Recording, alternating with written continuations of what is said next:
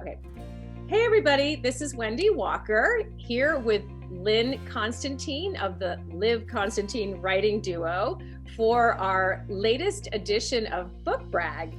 This week we have author Wendy Heard, and we are talking about her new release out today. It's her debut YA novel. Welcome, Wendy. Welcome, Wendy. Thank you so much for having me, you guys.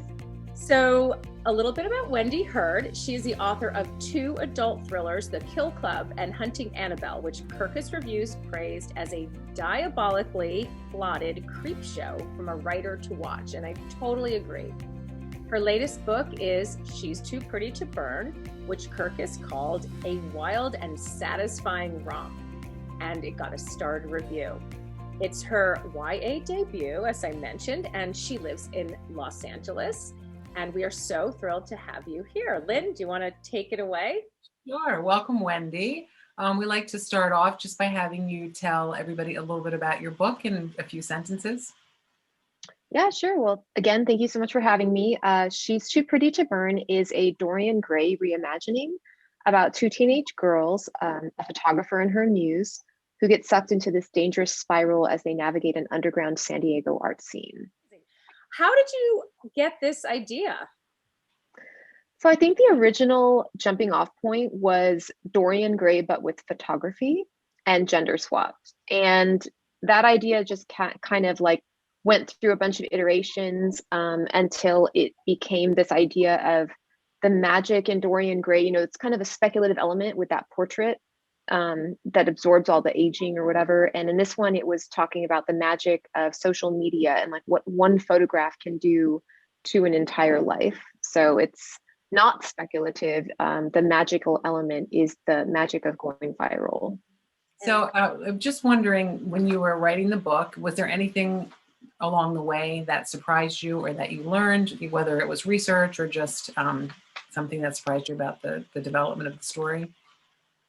So this book was really interesting in that I had to plan one of the characters in this book. There's three main characters, and one of them is he's an artist, kind of like a Banksy type of artist, if you're familiar. It's like these installation pieces that are like you sneak in and you do this big installation, and then that character considers them destructive installation pieces where they're vandalism, but are they? And those pieces were really large scale. Like he has these ones where he's like blocking off an entire harbor. And he has this one where he's like doing this big ring of, like he does all these like building a forest, like these massive installations. So I had to plan those and like make sure that they were actually viable. So everything in the book, I planned it out. Like I had to plan out these massive installation pieces to see if this is possible. So that was really, really interesting research to do. So we call it Book Brag because we ask everybody to give us their best or favorite review of the book. Is there anything that you've read or seen praising the book that you want to share? So that Kirkus review is the one that I thought of for this because that one just kind of made my day. They were pretty kind to my very first book. They were kind to my second book, but in my first book, they called me like a writer to watch, which I know they say all the time, but then to have a book come in where they give it a starred review, it was really awesome and like meaningful. And so I'll just read a snippet of that where they said, a romantic, fast-paced thriller inspired by a classic. The story unravels in colorful electric prose through Mix and Veronica's first-person points of view, alternating between past and present. The tension builds well, leading to an exhilarating and twisty final third, a wild and satisfying romp. So that was cool. So good. I love that. So now we're going to go a little bit into fantasy world. And if you had to be a character in your book, which one would it be and why? So there's three main characters, Veronica, Mick, and Nico. Mick just gets a hell of a terrible ride through the book. Like her life falls apart and everything goes wrong for her. So obviously I don't want to be Mick. Veronica is an aspiring photographer. She has a great life. She has a great relationship with her mom. She's really interesting and edgy and cool. But I still think I want to be Nico because he does these big installations. I mean, I'm so interested in what that would be like to like he sneaks into places and he builds all these big things. He has this big warehouse that he rents in like terrible part of San Diego where he keeps all of these big, like, you know, equipment and all the stuff he has to learn how to do for his installation. So I think Nico, even though he maybe takes it a little too far. So now we're going to move into the lightning round and ask you some questions that will let everybody get to know you as a person a little bit better and a writer. So the first question is a pretty general one that most writers are asked: pantser or plotter? Plotter. Ah, Wendy likes that. The team. Wendy's team. Right. Remember. Okay, introvert or extrovert? Introvert. That's what I would have guessed. Yep.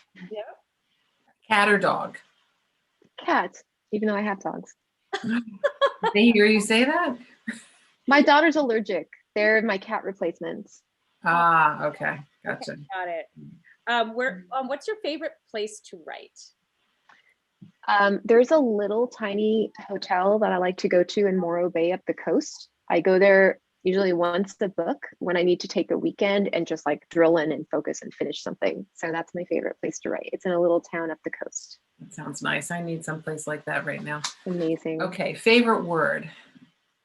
Synesthesia. Oh, Love that Right, word. you're gonna have to give people the definition of that. It's when your senses swap one thing for another. So you like hear colors or see music. can you do that? It's a thing. I wrote about it in my first book. Weirdly, at the time my first book was coming out in 2018, a lot of people wrote about synesthesia that year. Isn't that weird how life it works like that? Like It's out in that. Yeah, exactly. It's very. There wasn't like a big paper written on it or something. It was just for some reason. It was out there. Mm-hmm. Yeah. Okay, what are you currently binge watching? Grey's Anatomy. Oh. I think we're all like obsessed with like, are we going to die of some disease? And then it's translating into like medical dramas. Okay, so that's like so random that somebody else has started watching Grey's Anatomy during COVID. It's got to be a psychological thing. I bet that show is like really high rankings right now. So, book you read in one night. They Never Learn by Lane Fargo. That book flies by and it is so satisfying. She's awesome. And what book do you wish that you'd written? Book envy. Interview with a Vampire. I'm just going to say it. I'm so mad. I love vampires so much. I wish I had written the like vampire book that started all the vampire stuff in the 90s. If you were able to have dinner with any fictional character, who would you choose? I chose Annalise Keating from How to Get Away with Murder. Love her. Oh, wow. She would be a good dinner companion. Talk for hours. Okay. And if you had to be something other than a writer, what would it be? I kind of always wanted to be a chef or a baker. I really like working with my hands.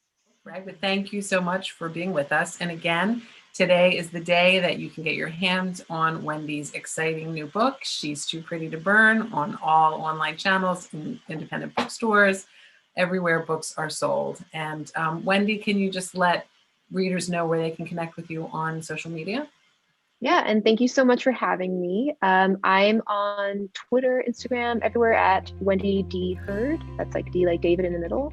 Or you can catch me on my website at wendyheard.com. Excellent. Great. Thank you so much. Thanks, Thank Wendy. you. Bye. Bye.